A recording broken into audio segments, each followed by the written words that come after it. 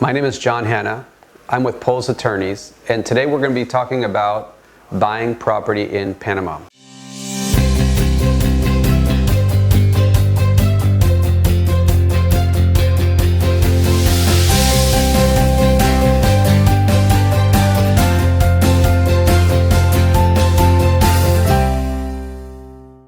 First of all, I'd like to give you a brief overview of what our firm does. We specialize in real estate. We've been doing it for 20 years, and real estate is a huge part of our business. So we have many clients who have purchased properties and sold properties throughout Panama, all over the country, from the border of Costa Rica to the border of Colombia. So today what I want to do is give you a brief overview of kind of how to buy property and not get into trouble. So the first step when you're buying property in Panama is you've got to do due diligence, okay? Every property has to do due diligence. There are several different types of properties in Panama. There are titled properties and there are untitled properties, okay? Untitled properties would be what are called rights of possession. So rights of possession you want to stay away from as much as possible, but if you really want to buy a right of possession, we can help you. It just requires more due diligence. So we're going to talk about titled properties today, and we're going to talk about the procedure to buy a titled property, which is the most common scenario.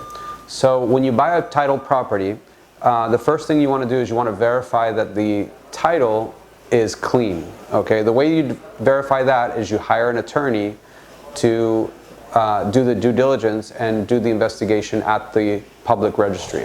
Okay, so what we do is we go to the public registry and we pull up the title number and we verify that there's no liens or encumbrances that would prohibit that title from being transferred. Okay, the second step is that you generally want to verify things like, for example, if you're buying a farm, we need to do a survey. We need to hire a surveyor to verify the limits and verify the boundaries of the property, verify the access, and verify that the actual area of the property corresponds with the area that is registered in the public registry, so the area that they're selling you. Normally, properties are sold by the square meter, so if you're buying by the square meter, you definitely want to measure the square meters that you're buying and verify that you're in fact getting what you paid for. Okay.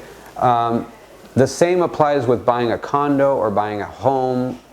You know, whenever you're promised that you're being offered X number of square meters of construction, you want to verify that those X number of square meters exists in the actual property that you're buying. So we've had various cases where people have actually purchased from developers, believe it or not, and were promised that their area of construction was one thing and it turns out that it wasn't. So those are all points of negotiation when we're able to find scenarios where the square meters don't correspond to what's being promised. Okay, the next thing is we need to negotiate the terms, and then we move on to what's called a promise to purchase contract.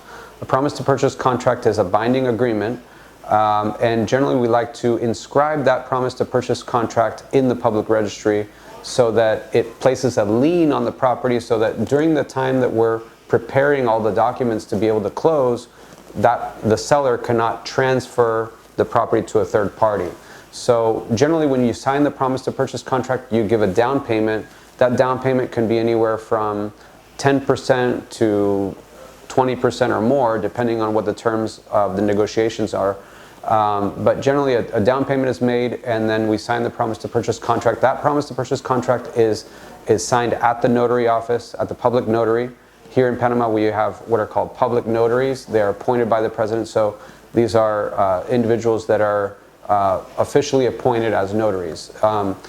In Panama, not just any person can be a notary. A notary is a person that's appointed by the government.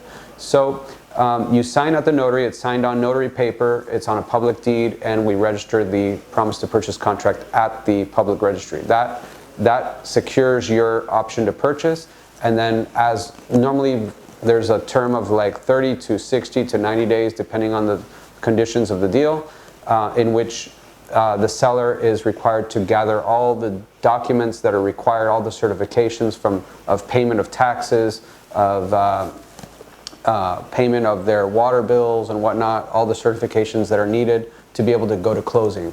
Okay, once we have all the documents gathered, then we schedule the closing and we move to a final purchase contract. Okay, in the final purchase contract, that's when the title actually changes hands and the title is transferred at the public registry. And that's when the final payment is made. Okay, and so that's about it. In a nutshell, that's how you buy a property in Panama. Feel free to contact us for more details. Make sure to speak with one of our attorneys before you enter into a property transaction, and we'd be happy to help you to make sure that everything goes smoothly. Thank you very much.